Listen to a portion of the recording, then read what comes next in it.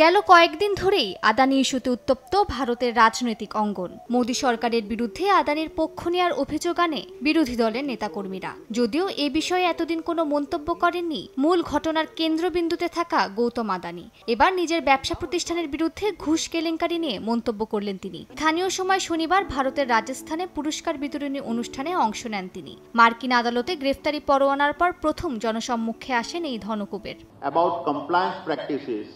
ভারতীয় ধনকুবের ও আদানি গ্রুপের চেয়ারম্যান গৌতম আদানি বলেন, তার প্রতিষ্ঠান বিশ্বমানের নিয়ন্ত্রক নীতিমালা অনুসরণে প্রতিশ্রুতিবদ্ধ। এর আগেও অনেকবার এমন চ্যালেঞ্জের মুখোমুখি হয়েছেন তারা। প্রতিটি আক্রমণ আদানি গ্রুপকে আরও শক্তিশালী করে তোলে এবং প্রতিটি বাধা তাদের আরও দৃঢ়ভাবে এগিয়ে যেতে উদ্বুদ্ধ করে বলে জানান ভারতীয় এই ধনকুবের।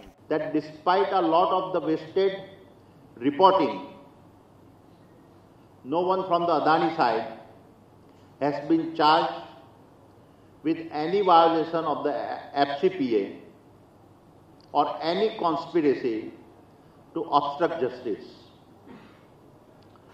Yet, in today's world, negativity spreads faster than facts.